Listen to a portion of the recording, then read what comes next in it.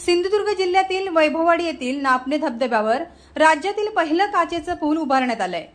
सिंधुरत्न योजनेतून हा पूल उभारण्यात आला असून तळ कोकणात वर्षा पर्यटनासाठी येणाऱ्या पर्यटकांना हा पूल भुरळ घालत आहे।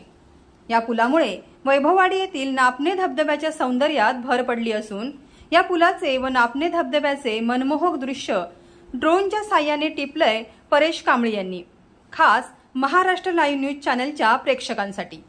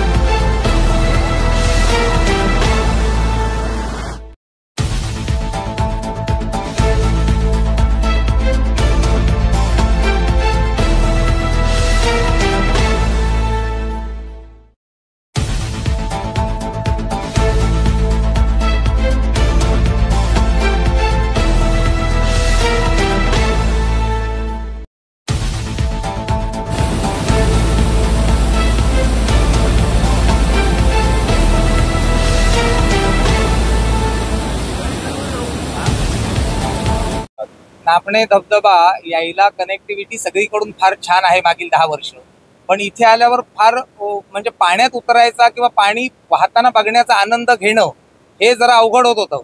पण महाराष्ट्रातला पहिलाच आणि तो सुद्धा काचेचा पूल नापण्या धबधब्यावर झालेला ही सगळ्या तालुक्यासाठी फारच भूषणावह गोष्ट आहे।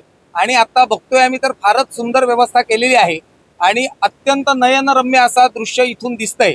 आणि हा एकमेव असा धबधबा आता सिंधुदुर्गातला आहे की जो बारमाही वाहत असतो। म्हणजे आता जो पाण्याचा फ्लो आहे त्याच्यापेक्षा थोडा कमी असेल, पण उन्हाळभर हे चित्र असंच असतं आणि हे फार दुर्मिळ आहे। या धबधब्याची आणि एक खासियत अशी आहे की एका बाजूला नापणे ग्रामपंचायत आहे, एका बाजूला शेरपे ग्रामपंचायत आहे आणि हे जे पाणी आलेलं आहे ते नाधवड्यातून आलेलं आहे। त्यामुळे 3 ग्रामपंचायतीचा त्रिवेणी संगम या पुलामुळे झालेला आहे आणि हा पूल भविष्यात या 3ही ग्रामपंचायतींच्या जीडीपी वाढ करण्यासाठी खूप मोठं योगदान देईल असं मला वाटतं। तुम्ही नापणे धबधब्याच्या मधोमध उभ्या आहात, कशा पद्धतीने फिलिंग वाटतंय? अरे पहिल्यांदा पाऊल ठेवताना जरासं घाबरलोच। फक्त आम्ही आतापर्यंत रील मध्ये किंवा चीन मधला किंवा रशियातले असे ब्रिज बघत होतो की लोक जाताना कसे घाबरतात हे बघत होतो, पण आज ते फील केलं 2 मिनिटासाठी जरा, आणि ते वाटायला जावं। मुद्दाम काचेचा एवढ्यासाठीच केलाय की आलेल्या पर्यटकांना आल्यावर थोडंसं घाबरलंय असं वाटायलाच हवंय ना।